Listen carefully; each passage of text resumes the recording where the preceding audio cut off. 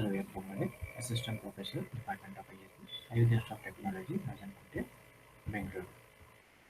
So today we're going to see some of the concepts in the second module. Is update operation, transaction, content. So update operation is there are three basic update operations on relation. So update nothing but once we create the data, once we create the database, so whatever the operations we're going to perform on the data base that we said update operation. So three basic operations we can perform on the database. So one is insert, delete, and modify. Okay, the insert operation we're going to see one by one. The insert operation it provides a list of attribute values. It provides a list of attribute values for a root tuple. Okay, once we have created the table, we have inserted, we have already created the table with some of the attribute. For example, you can take the table name as student, or you can take it as the relation name as student, and the attribute like student name, student ID, student address, and the phone number. So we have to provide the values for the list of attribute. We need to insert after creating the table. We have to insert the value. For inserting the value, we're going to use the operation called insert operation. So whatever the values are inserting for that table, values, each row we say it as a tuple. It is to be inserted on the relation R. Okay. While inserting the values to the database, what are the constraints it can violate? What are the constraints we can violate? So the first one is a domain constraint. So domain constraint can be violated if an attribute value is given that does not appear in the corresponding domain. For example, we have a foreign key and primary key concept. Okay, for values, whatever the values we given in the primary key, the same value we have to give in the foreign key. So if the, for example, student ID, we say it as a primary key. So if the student ID value is 1234, the same attribute will be given in the other table and it is acting as a foreign key. So the values what we given in the student ID, the same value we have to give in the foreign key. If that is missed, then we're going to see a domain constraint. By inserting the value for the foreign key, how we have to insert means the value should be present in the primary key. So whatever the values present in the primary key, the same value we're going to assign for the foreign key. If not, we're going to where we will hit a domain constraint. There a domain constraint will be violated. Second is the key constraint. The key constraint is what? So key constraint can be violated if a key value in the new tuple T already exists in another tuple in the relation R. So we already created the one tuple values. If the same values we are given in the primary key, for example, the primary key should not be null and the same value should not be given in the primary key. So, for example, in the student relation, student ID is the primary key 1234. If we give the same value for another time, means the same value, if we repeat it in the primary key, they will going to hit the violate. That is key constraint violation will be on the table. So, student ID is the primary key. So, for primary key, the same value should not be repeated. Same value, we are not allowed to give the same value for the primary key. So if we give the same while inserting the value to the table to that attribute primary key, if the same value we have given, there we are going to see the key constraint. The same thing in the entity constraint. Entity can be violated if the primary key of a new tuple T is null. So if we give the null value in the primary key, the null value is not allowed in the primary key. So null value is not allowed in the primary key. If you try to insert the null value to the primary key attribute, there we going to hit the entity integrity. When it comes to database integrity, it is of foreign key.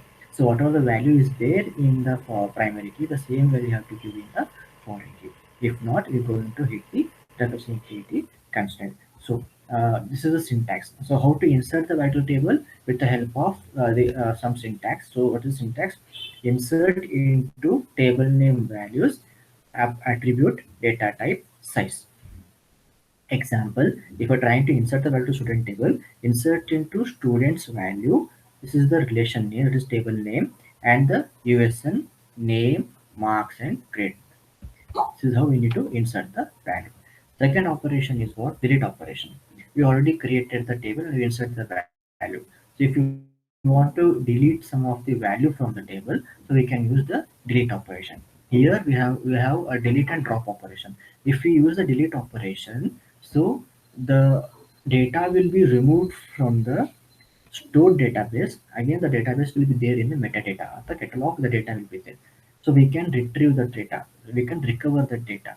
If we use the drop command, the data will get removed from both metadata, and also the store database. That is the difference in delete operation and the drop operation. Drop operation, the entire data is going to delete from the whole schema. When you use delete operation, it will delete from the stored database. So this command removes the tuple from relation. It includes a where command to select the tuples to be selected. Means from which table from which tuple, what tuple it want to delete. Which tuple we want to delete, we have to specify that one with the help of some by the class called where class. So it violates only representativity constraint, because if we try to remove the value which is the primary key, but that value is referring by the foreign key. So if we remove that value in the primary key, the value which is the foreign key we have to remove. Otherwise, it will hit a representativity constraint in the delete operation. So syntax for delete operation is delete from table name where column name equal to name. Example, delete from student graduation equal to 4BD 15 CS 035. If you want to remove this thing, you have to we can delete the operation. Next is modify operation. It is used to change the values of one or more attributes in a tuple of some relation. If you want to modify the data of any of the attribute, you can go to use the modify class. It is needed to update the tuples table.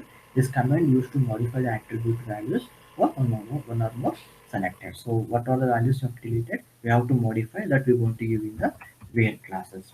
So exam syntax for this: update table name, set column name equal to null. If you want to set some of the values in the table, if already represent table, we can use this command. Second syntax is update table name, set column value equal to value, where column name equal to value condition. So third syntax, we can use the in three ways. We can in three criteria we can going to use this update command. So update table name, set column name equal to value, where column equal to value and value condition. Example, first is update table name is student, set marks equal to null. It going to set marks attribute value as all null. Update student, set marks equal to 95, where name equal to xyz. So we're going to set the marks 95 for the name or having xyz. In the same way, we're going to update to the multiple attribute with the same name, marks equal to 95, where name equal to xyz and name equal to abc. This is regarding the update operation. When it comes to transaction concepts, transaction thing, but while doing insertion, deletion, update to existing value database, we are going to use the some of the transaction threading. So for a large number of commercial applications running against a relational database in the online transaction processing. So what is online transaction processing? Transaction concept is one of the best example is railway reservation. If you want to reserve the railway, if you want to reserve a berth in any of the railway in the train, so what we do, we're going to enter into the IRCTC website, and we're going to what